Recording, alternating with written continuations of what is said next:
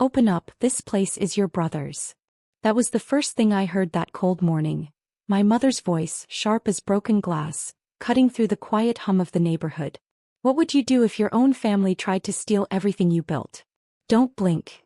Every second of this story reveals a deeper betrayal. For a moment I thought I was dreaming. The clock on my kitchen wall had just hit 7:12 a.m. The kettle hissed softly and the smell of chamomile filled the air. My cat, Daisy, darted under the table as the pounding on my front gate grew louder. I froze, my hands gripping the edge of the counter, the tea mug trembling just enough to spill a small circle of gold onto the tablecloth.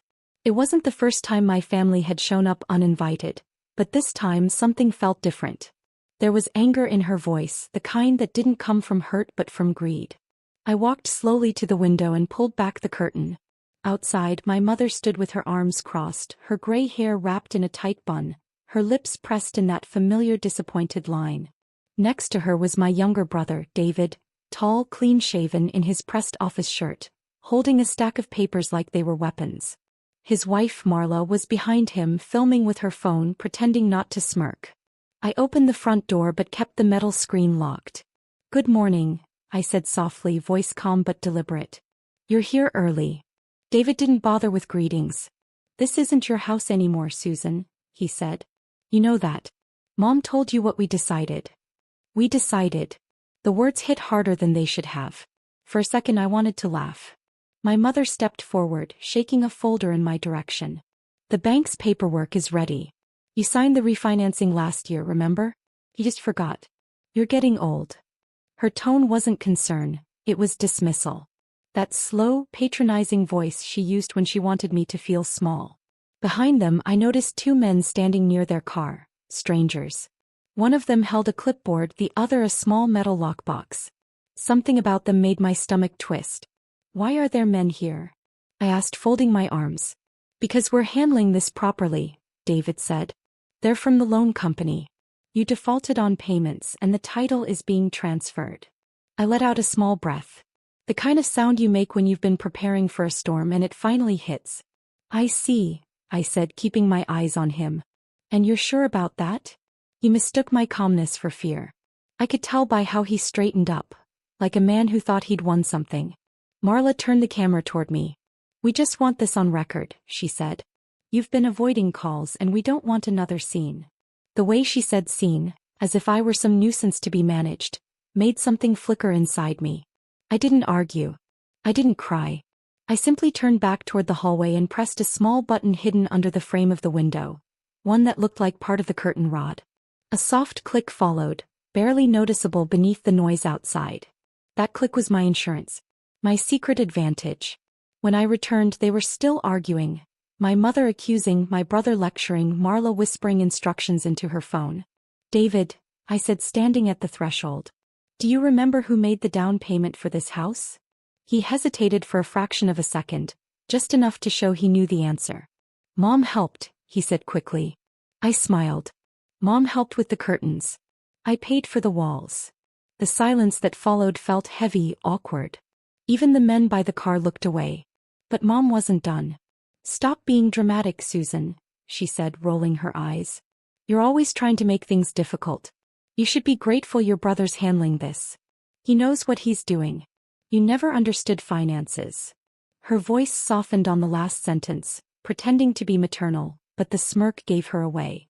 I took a slow breath. The morning air smelled like rain and engine oil, one of those damp, overcast days where everything feels half awake. "Mom," I said carefully, "how much did the loan amount say again?" She frowned. "You know what it said?" "No," I pressed. "Tell me." David flipped the folder open impatiently. $150,000. You signed the papers when you needed roof repairs last year. Stop pretending. "I remember needing repairs," I said, "but I don't remember any loan. And I certainly don't remember signing anything with your name already on it." Marla's phone wavered slightly. "What are you implying?" she asked. I didn't answer her. I just looked at my brother, really looked. The expensive watch, the manicured nails, the new car parked outside. The man who used to borrow $20 from me to fill his gas tank was now lecturing me about ownership. There was a faint ringing in my ears, Not from fear but from focus. I said softly, you've made a mistake. Mom laughed. A sharp, ugly sound. The only mistake you made was trusting a bank at your age. Don't worry, we'll make sure you're taken care of. Taken care of, I repeated, almost whispering. Like Dad was. The color drained from her face for a moment. She hated when I brought him up. My father, who left everything to me when he died, including this house. You're crossing a line, she warned. I think that line was crossed when you tried to sell what wasn't yours.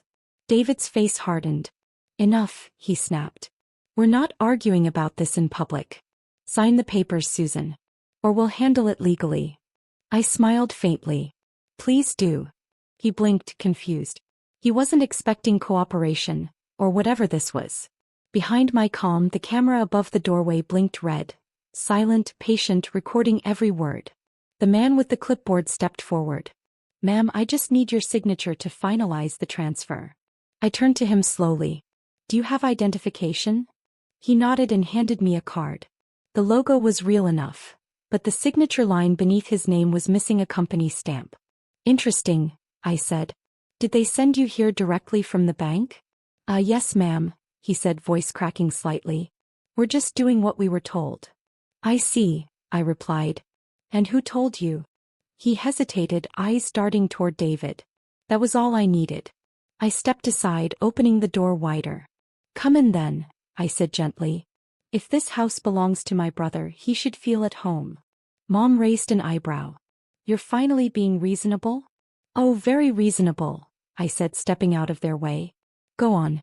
I'll be right behind you. As they crossed the threshold, I watched their feet leave muddy prints on the tile, dark smudges spreading like stains. Daisy hissed from the corner, tail puffed up.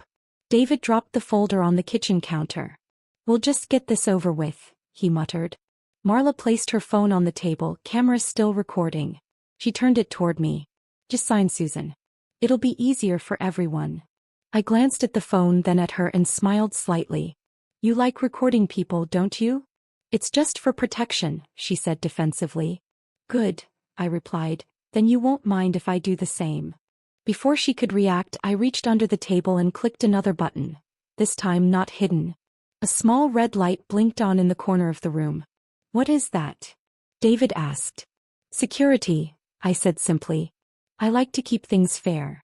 The look on my mother's face shifted, a flash of something between confusion and concern.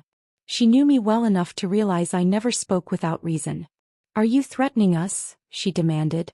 No, Mom, I said, pouring myself another cup of tea.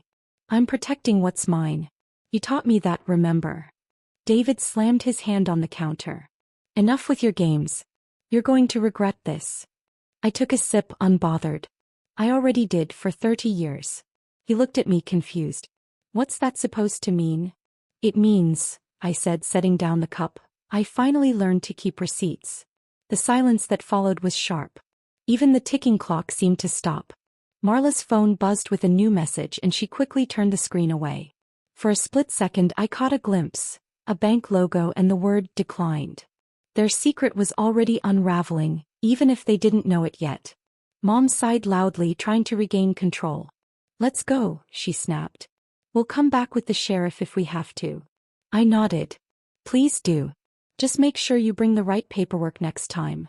She gave me a long, hard look, the kind mothers give when they realize their child no longer fears them. Then she turned and walked out, heels clicking against the tile. David followed, muttering curses under his breath. Marla lingered just long enough to glare at me, then shoved her phone into her purse and stormed after him. The door slammed shut behind them. The house fell silent again except for the faint sound of the recording light blinking in the corner. I stood there for a long moment, staring at the muddy footprints they'd left behind. Then slowly I smiled. They thought I was weak. They thought I'd panic, cry, beg, like I always used to. But this time I wasn't the same woman they left behind years ago. This time I had everything on record. And the camera had already started writing the story that would destroy them. I stood in the silence after they left, the door still vibrating from the force of David's slam. The smell of mud lingered from their shoes, a mix of damp earth and arrogance. My tea had gone cold, untouched since the moment I heard that first knock. Daisy peeked from under the couch, her yellow eyes wide, tail twitching. I bent down, stroked her fur and whispered, "It's over for now." But I knew it wasn't over. It was just beginning. The blinking red light above the doorway confirmed it. The footage was saved. Every word, every insult, every forged claim. I unplugged the small camera and slipped the memory card into a tin box I kept behind the sugar jar. 8 years ago I installed those cameras after a break-in scare. Everyone laughed at me for being paranoid. Now that paranoia had become my weapon. I sat at the table and replayed the entire scene in my mind. My mother's words echoed, "You just forgot. You're getting old." There was something cruel about the way she said it, as if she wanted my memory to fade so she could erase me along with it. I'd always been the quiet one, the daughter who didn't argue, who nodded politely while others made decisions. That quietness had cost me plenty. But now it gave me something new, patience. The kettle hissed again. I poured another cup, the steam fogging my glasses. My hands were steady. Not calm exactly, but steady in a way they hadn't been in years. I took a sip, then walked toward the living room and switched on the small television for background noise. Morning news, a local weather report, a man talking about rising property taxes, all of it distant and unimportant. Then I noticed the folder David had left behind. It was lying on the floor near the couch. I hesitated for a moment, then picked it up and flipped through it. The papers inside were crisp, too new to have been part of any old loan. The signatures, though, were familiar. My name written in blue ink in loops too neat to be mine. He'd forged them. It shouldn't have shocked me, not after everything I'd seen today, but it did. My stomach turned as I traced the pen strokes with my finger. He'd even copied the way I dotted my I's with a faint smudge, a detail so small only family would notice. That was what made it worse. Family. I took the documents to my desk, opened my laptop and turned on the old scanner I'd barely used in years. The machine groaned like an old dog but still worked. One by one I scanned the pages, naming each file David Forgery 1, David Forgery 2. My folder filled up quickly. As the pages scanned, I thought about all the small things I'd ignored over the past year.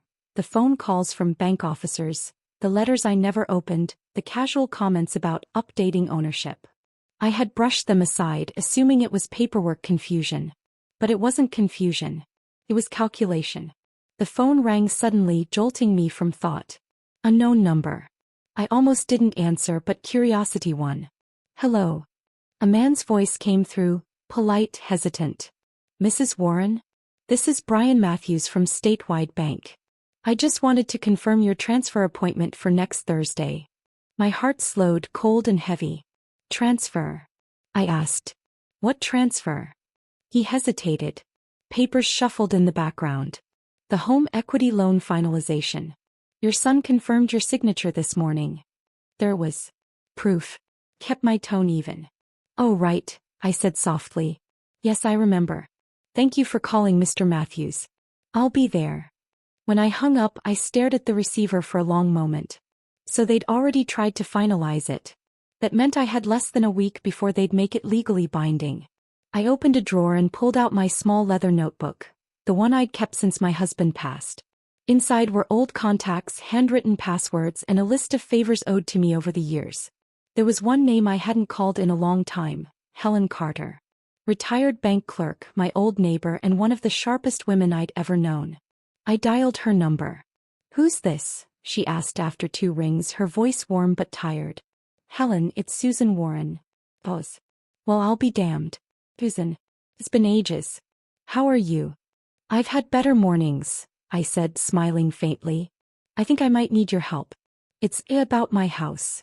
Within minutes, her tone changed from friendly to professional. "Tell me everything." So I did, carefully, quietly, every detail. The forged papers, the visit, the threats. Helen didn't interrupt, just listened with the occasional soft exhale. Finally she said, "That bank manager they used, is his name Brian Matthews?" "Yes." "Then it's worse than I thought," she said. "He's new, but your brother must have fed him a story. They'll push it through unless you block it directly. Bring me the documents. I'll check the signatures against the archived ones." "I can do that," I said. "Don't come to the branch," she warned. "Meet me at my house instead.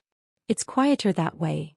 After hanging up, I packed the papers neatly into a folder. For a moment I just stood there staring at my reflection in the dark TV screen. My face looked older than I remembered, not tired but carved by years of endurance. The kind of endurance that doesn't break anymore. Before leaving, I turned off the lights and looked around the house. Every piece of furniture had a memory. The dining table my husband built, the chipped lamp from our first Christmas, the creaky step by the back door that used to wake him when I'd sneak to the kitchen for tea. They wanted to take that from me, not just the walls but the life inside them. As I locked the door behind me, the clouds had thickened overhead. The air smelled of rain again. I pulled my coat tighter and drove toward Helen's Street. The wipers squeaked against the windshield as the first drops began to fall. When I reached her house, she was already waiting on the porch, silver hair pulled back, glasses hanging from her neck. "You always did know how to get into trouble," she teased as I handed her the folder. I managed a smile. "You always did know how to get me out." Inside, her living room smelled of coffee and lemon polish. She laid the papers on the table, adjusting her glasses. The ink's too fresh. The notary's stamp is wrong too, see? It's printed, not embossed." I leaned closer. "So it's fake?" She nodded. "Absolutely. And sloppy. Whoever did this didn't think you'd check." I exhaled slowly. Relief, anger, disbelief, all tangled together. "What should I do?" I asked. Helen tapped her pen on the table. "First, get everything documented. Scans, timestamps, witness statements. Then file a fraud report at the police station. Don't tell your family yet, the less they know the better." Her eyes softened. "You've always been too forgiving, Susan. Don't let them use that anymore." Driving home, I replayed her words over and over. Too forgiving. He was right. I'd spent my whole life cleaning up after other people's mistakes, believing family meant loyalty. But what happens when family becomes the storm? When I reached home, the street was quiet again. I parked the car and stepped out into the drizzle. The smell of wet grass mixed with something else, cigarette smoke. Someone had been there.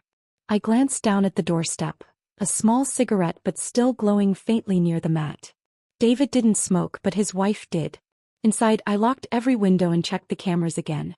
The hallway one blinked red, recording. The living room one, however, was off. That was strange. I always kept it on. I reached up, pressed the switch. Nothing. Someone had unplugged it. My pulse quickened. I checked the outlet. The cord had been yanked out and slightly bent. I could still see the faint shoe print on the floor. They'd been inside. I backed away slowly, trying not to panic. The rest of the house looked untouched. Drawers closed, nothing missing, but that almost made it worse. Whoever came wasn't looking to steal. They came to check. I grabbed the tin box from the kitchen and opened it. The memory card was still there, but the lid had been shifted slightly as if someone had lifted it. My throat tightened. So they knew. They knew I had something, maybe not what, but enough to scare them. I locked the box in the cupboard and leaned against the counter, breathing slowly. For a while I just listened, to the ticking clock, the hum of the fridge, the faint patter of rain on the window. The calm was deceptive, but it was mine. In that stillness I realized something important. They had money, power, and arrogance. But I had patience and evidence.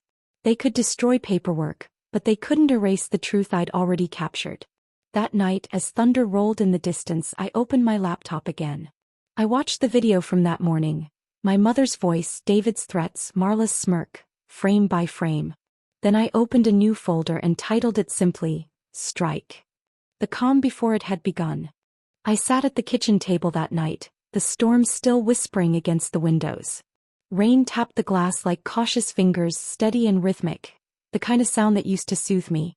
But tonight it only sharpened my focus. The folder from Helen sat open in front of me, the forged documents spread like broken promises. My laptop screen glowed pale blue against the dark, a single file already waiting, strike. I clicked record. The cursor blinked, expectant, as if it knew something important was about to happen. I took a deep breath, flexed my stiff fingers and began pulling files into place. Video clips from the cameras, scans of signatures, voice recordings from my phone. Each one told a part of the story, and together they built a truth too loud to ignore. My house smelled faintly of lemon cleaner and rain-soaked dust. I could still feel the chill from the earlier intrusion, the invisible fingerprints they'd left behind. But fear had changed shapes. It was no longer the kind that paralyzed. It was fuel now. The first clip began to play. My mother's voice filled the speakers. "Open up, this place is your brother's." Her words echoed through the quiet house and I felt something twist deep inside my chest. Not pain but recognition. That was the voice that had controlled me all my life. The one that taught me to say yes even when I wanted to scream no. Now it was on tape. I trimmed the video down to the moment where she waved the papers, paused it there and zoomed in on the forged signatures. Then in the corner I overlaid a smaller frame. The scan Helen had verified showing the original one I'd signed years ago. The contrast was perfect. Theirs was fresh ink. Mine was history. For a few seconds I just watched the two side by side, the lie and the truth, and let the weight of it settle. The cursor blinked again, asking silently, "What next?" I began sorting the clips into sequence. Each file got a label. The confrontation. The signatures. The bank call. The intrusion. The last one, the intrusion, I hadn't fully reviewed yet. I opened it carefully. The hallway camera had gone dead halfway through the day, but the backdoor camera had picked up something. A shadow moving across the kitchen at 2:47 p.m. A figure just tall enough to be David. He didn't look around much, just straight toward the counter. The same spot where I kept my sugar jar. My throat went dry. He had searched for the tin box. I paused the frame, zoomed in. There it was, his hand lifting the lid. My proof caught red-handed. "Got you," I whispered. The footage was grainy but clear enough. I clipped it, enhanced the brightness slightly and added a timestamp in the corner. The truth didn't need drama. It just needed light. As I worked, thunder rolled again, farther this time. Daisy jumped onto the table, curling up beside my elbow. Her purring grounded me. I scratched her head absent-mindedly while organizing the next set of files. At 11:32 p.m. I took a short break. My tea had gone cold again but I drank it anyway. Tasted metallic, too long in the pot, but I barely noticed. My hands were steady, my mind clearer than it had been in years. I opened a blank document and began writing a voiceover script, just in case I needed to present the footage later. This is the morning of April 12th. My family arrived with falsified loan documents, attempting to seize my home. Every voice you hear belongs to someone who swore they loved me. Reading it back made me shake my head. Love, what a strange, heavy word. The computer chimed softly as I saved the project. I leaned back in my chair, listening to the hum of the hard drive. It was like the sound of a quiet promise, the kind machines make when they hold your secrets safe. Then, out of habit, I checked the window. The street light outside flickered twice before stabilizing. Across the road, the old maple tree swayed under the weight of the rain. For a moment, everything looked peaceful again. But peace wasn't real. Not yet. I turned back to the screen. The final step was syncing the audio with the video, making sure every word matched perfectly. I slowed down sections where my brother's tone shifted, where my mother hesitated, where Marla's phone camera caught reflections. That last detail made me pause. In Marla's phone reflection there was a faint outline, me standing in the doorway holding the remote for the camera. It was proof that I hadn't been passive, that I'd been documenting everything with intent. I smiled faintly. Let them think I was old and fragile. Let them underestimate me. That's what made this work. I stitched that clip into the ending, the reflection barely visible but powerful enough for anyone looking closely. Then I rendered the full file. 5 minutes and 22 seconds of pure, undeniable truth. As it processed, I felt the ache in my shoulders. Hours of sitting, editing, thinking. My body reminded me I wasn't young anymore. But age had given me something better than speed. It had given me patience and the ability to see through lies. When the render finished, I backed up the video to 3 separate drives. One hidden in my sewing basket, another uploaded to a secure cloud folder, and one more on a flash drive I slipped into my coat pocket. By the time the clock hit 1 a.m., the rain had stopped. The world outside was soaked and shining, washed clean. Inside, I was the opposite, exhausted but electric, heavy with knowledge. I decided to rest before taking the next step. But just as I turned off the laptop, a soft ping broke the silence. An email notification. From unknown sender. Subject: you should stop before you regret it. I froze. The message had no body, no signature. Just those words. I stared at the screen for a long moment, waiting for something else to appear. Nothing did. Slowly I clicked view source. An old trick I'd learned from my husband years ago. The email was sent from a masked domain, but the embedded code carried a familiar pattern. My brother's company email header. He wasn't careful enough to hide it. So now it was a game. I deleted the message but not before taking a screenshot. Then I wrote a reply short and cold. Too late. It's already done. I didn't send it. Not yet. Timing mattered. Instead, I opened my notebook and wrote the words by hand.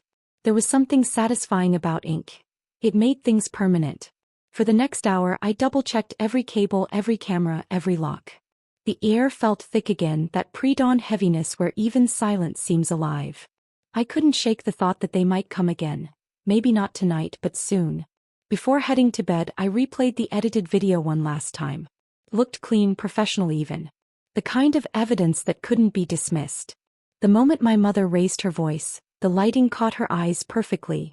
Hard, unflinching, cold. I had captured not just their actions but who they truly were. I whispered to the screen, "You wanted proof. Here it is." Then in a flash of impulse I printed a single still frame, David's hand lifting the tin box. I placed it under the hallway light, tacked it to the wall by the door and stared at it for a few seconds. It wasn't about revenge anymore. It was about reclaiming every inch of my dignity they tried to bury. At 2:15 a.m. I finally turned off the lights. The storm had passed but its echoes stayed in my bones. I lay in bed, Daisy curled beside me, her small heartbeat steady against my hand. The quiet didn't feel safe yet but it felt earned. Before drifting off I whispered to myself, they started this in daylight. I'll finish it in the dark. And with that I knew the editing wasn't the end, it was the weapon's creation. The next move would be the strike. Those words still echoed in my head when I woke the next morning to the sound of distant thunder. The sky was a pale gray, heavy and low, as if it knew what was coming. My body ached from hours at the computer but my mind felt alert, steady, focused. I got out of bed, fed Daisy and made a pot of coffee stronger than usual. As the smell filled the kitchen I checked my phone. No more anonymous emails. No calls. Just silence. The kind of silence that never lasts.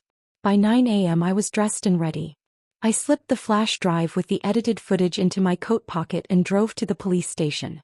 My hands gripped the steering wheel tightly as I rehearsed what to say. I didn't need drama. Just facts. Proof. The truth, clean and undeniable. The officer at the front desk looked barely older than my granddaughter. Her name tag read Martinez. She smiled politely. "How can I help you today, ma'am?" "I need to file a report," I said. "Fraud. Forgery. Possibly trespassing." Her eyebrows rose slightly. "Do you have evidence?" I nodded and pulled out the flash drive. "Everything's on here." She motioned for me to wait, then disappeared behind a partition. 10 minutes later, a detective emerged, mid-40s, worn suit, kind eyes. "Mrs. Warren?" he asked, extending his hand. "I'm Detective Hall. Let's talk in my office." Inside, the room smelled faintly of coffee and old carpet. I sat across from him as he plugged the flash drive into his computer. For the next few minutes, only the soft clicking of keys filled the air. He watched the video. My mother yelling, my brother's threats, the forged documents, the intrusion. Every second played out exactly as I remembered. When it ended, he leaned back slowly. "This is pretty solid, ma'am." "I want to press charges," I said quietly. "You should," he replied. "But first we'll need to verify the authenticity of these signatures and confirm the date stamps." "I have that too," I said, handing him a printed packet, Helen's notarized comparison, the timestamp logs and the bank call record. He scanned them quickly, nodding. "You've done your homework." "I've had time," I said simply. He smiled faintly. "All right, Mrs. Warren. We'll start the process. I'll reach out once we've contacted the bank and confirmed their involvement. In the meantime, you might want to avoid direct contact with your family." I let out a short laugh. "Detective, I don't think that'll be a problem." As I left the station, the air felt heavier, charged like the sky before a storm. I didn't know then that the collapse had already begun. By late afternoon, I was back home when the first phone call came. It wasn't David. It was his wife. "Are you happy now?" Marla's voice snapped through the speaker. "He's been suspended. The bank froze his accounts because of your little stunt." I said nothing. "You've ruined us," she screamed. "Do you even understand what you've done?" "Yes," I said calmly. I've stopped you. The line went dead. I stared at the phone for a moment, listening to the faint dial tone. My hands were trembling slightly, but not from fear, from the rush of knowing I'd hit a nerve. Not even half an hour later, my mother called. Her tone was different. Slower, heavier. Susan, she began, I don't know what lies you've been spreading, but your brother is in serious trouble. You need to fix this. I'm not fixing anything, I said. I'm correcting it. You're destroying your family, she said sharply. No, I whispered, you did that years ago. She hesitated. You think this makes you righteous? You think this house is worth everything you've lost? It's not the house, I said, my voice shaking now. It's the principle. You raised us to believe family means trust.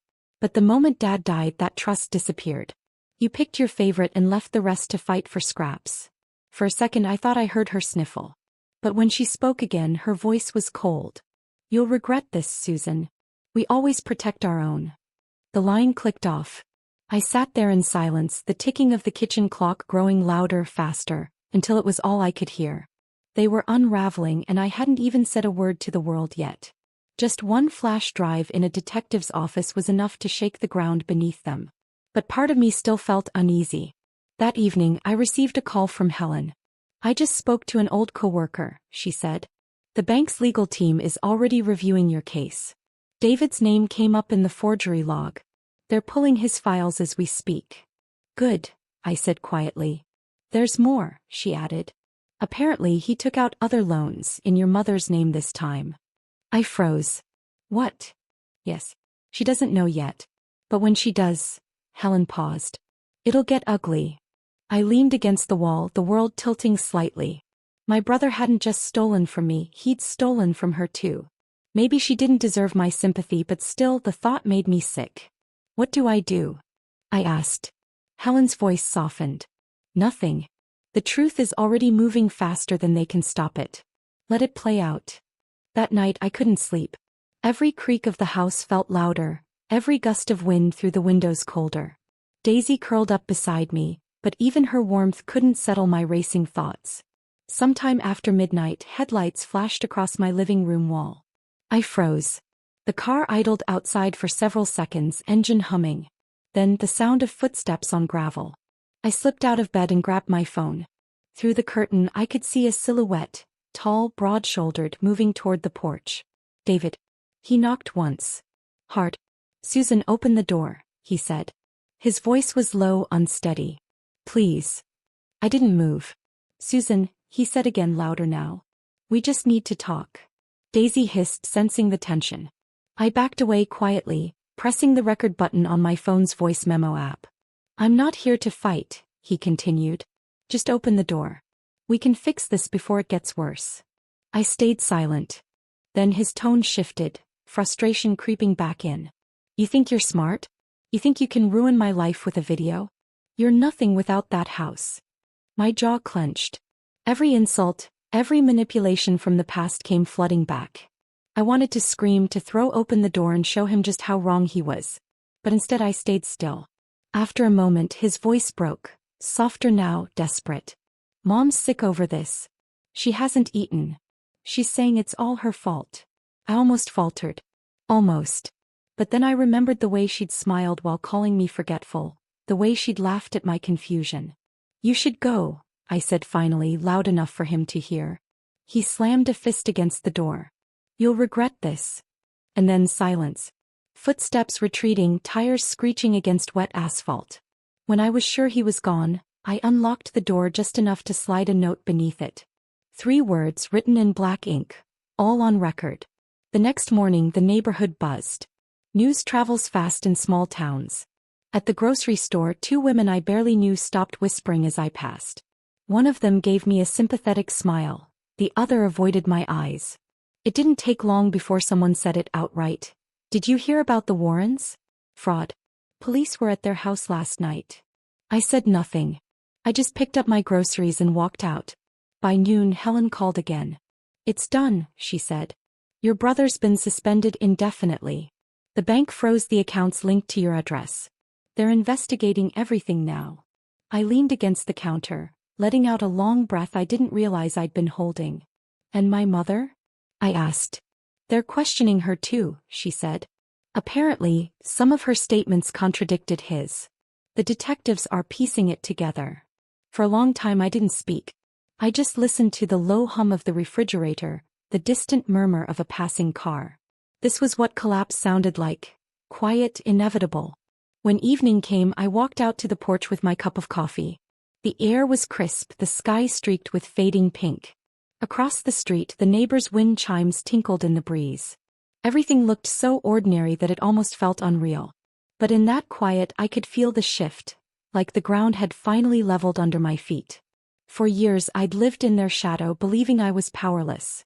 Now I realized I'd never needed to shout to be heard. The truth had done all the shouting for me. Still, I knew this wasn't the end. There was one last thread left to pull, one truth that hadn't yet surfaced. And tomorrow I would face it. That thought stayed with me through the night. The house was still, every clock ticked sharp in the quiet. I sat by the window with Daisy on my lap, her warmth grounding me as my mind replayed the day's events. The storm had passed outside but not inside me. My heart still pulsed with a steady rhythm, not of fear anymore but of readiness. There was one last thing to do. The morning arrived gray and windless. I dressed slowly in my favorite blue cardigan, the one my husband bought me the year before he died. He always said I looked strongest in blue. Maybe he was right. I made a pot of tea, poured a cup, and stared out the window at the maple tree across the road. For years that tree had watched everything. Birthdays, arguments, repairs, seasons. And now it was the witness to the ending. At 9:30 my phone buzzed. "Detective Hall." "Mrs. Warren," he said, "we've completed the initial investigation. I thought you might want to come down and hear it in person." "I'll be there," I replied. The drive felt shorter than usual. Maybe because my mind was already ahead of me, ready, steady, resolved. When I arrived, Hall met me at the front desk and led me to his office. His expression was unreadable, professional but faintly sympathetic. He motioned for me to sit. "I'll get right to it," he said. "Your brother and mother both made statements. They don't match. At all." I folded my hands in my lap. "I figured." He nodded. "The bank verified your signatures were forged. They're filing formal charges against your brother. Your mother, though," he paused, choosing his words. "She tried to claim you willingly transferred property to him to avoid taxes. But we found her fingerprints on the forged documents too." A chill went through me, not of shock but of confirmation. "She's involved then," I said quietly. "Yes," Hall replied. "Whether she orchestrated it or just went along with him we'll know soon. But your name is clear. The house is legally yours." The relief hit slowly, like sunlight spreading through a cold room. I exhaled, a long, shaking breath that seemed to carry years of weight with it. "Thank you," I said. Hall's tone softened. "There's one more thing. We recovered a second set of documents. Loan forms your brother filed under your mother's name. She didn't know until this morning. He drained her savings too." For a moment I said nothing. I just stared at the floor, feeling the air leave my lungs. After all the pain she'd caused me, part of me wanted to feel nothing. But instead I felt something complicated. Pity maybe, or just the echo of the love that used to exist. "Does she know I'm the one who filed the report?" I asked. "She does," Hall said. "And she asked to see you." An hour later I stood outside the small visitor room of the holding facility. Through the glass, my mother sat hunched over a metal table, her hands folded, her expression unreadable. I hesitated before walking in. The door clicked shut behind me. She looked up. "You came." I did. Her voice was weaker than I'd ever heard it. "I didn't know he'd do that to me," she said. "He said it was just business, that I'd get everything back once the house sold." I stared at her. "And you believed him?" She sighed, eyes glistening. "I believed in keeping the family together. I thought if you gave up the house we could all start fresh." "Start fresh," I repeated softly. "By stealing from me?" Tears welled in her eyes. "You don't understand, Susan. He's my son." "I'm your daughter," I said, my voice steady but low. "The one you called forgetful. The one you tried to erase." She flinched. "I made mistakes. But you didn't have to destroy him." "I didn't destroy him," I said. "He destroyed himself." All I did was turn the light on. She looked down at her hands, hands that once held me when I was sick, that now trembled from guilt or age or both. I lost everything, she whispered. So did I replied. But I earned mine back. She didn't answer. We sat there for a long moment, the silence heavy and strange. When I stood to leave, she finally looked up. Was it worth it? I paused at the door. Every second.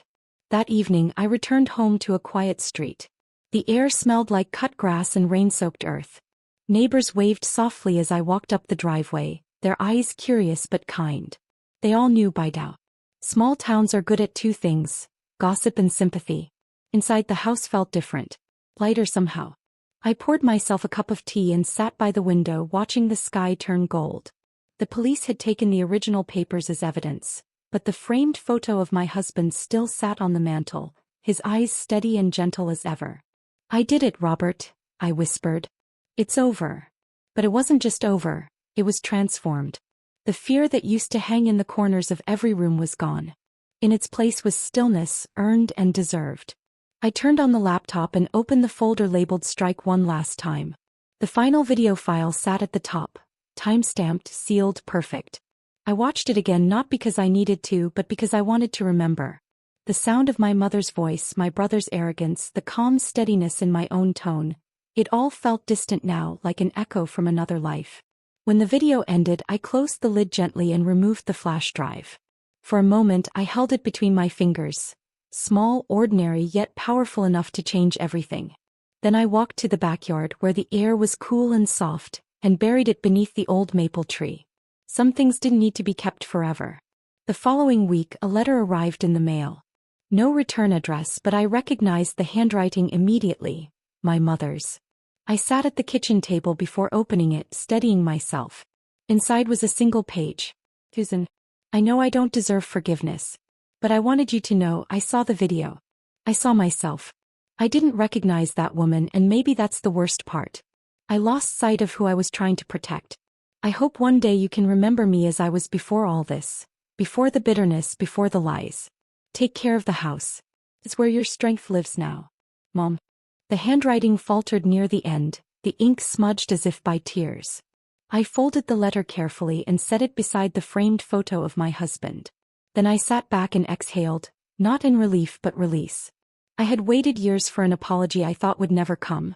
And now that it had, it didn't erase what she'd done, but it closed something inside me that had been open too long. Weeks passed. The town quieted down. The bank case made local headlines for a few days. Family forgery scandal rocks small suburb. And then faded, replaced by newer stories. People stopped whispering. They just smiled politely when they saw me. One afternoon as I swept the porch, a car pulled into the driveway. Helen stepped out holding a small envelope. The bank wanted me to deliver this personally, she said with a smile. Inside was a certified document. My name listed as the sole rightful owner of the property. At the bottom a single line read, "All previous claims nullified." I felt my throat tighten. "It's really done," I whispered. Helen nodded. "It's really done." We stood there for a moment, the breeze lifting the edges of the paper. Then she patted my hand. "You've always been stronger than they thought." After she left, I walked around the house slowly, touching the walls, the furniture, the familiar imperfections. Each scratch and dent told a story, and now all of them were mine again. That night the house was quiet except for the soft ticking of the clock. I made a cup of tea, sat by the window and watched the stars blink faintly through the branches of the maple tree. Daisy purred on the windowsill. For the first time in years I didn't feel the need to lock every door twice. Justice didn't always come loud or fast. Sometimes it arrived quietly like this, steady, deliberate, irreversible. I thought of my brother somewhere out there, stripped of the arrogance that once filled his voice. Of my mother sitting alone with her regrets. And of myself, a woman who had once been dismissed as fragile, now sitting in her home with peace she had earned the hard way. The silence around me wasn't empty anymore. It was full of lessons, of memory, of victory. I lifted my cup, the steam rising in soft curls, and whispered to no one in particular. Justice doesn't scream. It waits. Then it whispers back. And in that whisper I finally heard what peace sounds like. If this story touched your heart or reminded you that justice always finds its way, hit subscribe and join our growing family of strong women who never stay silent again.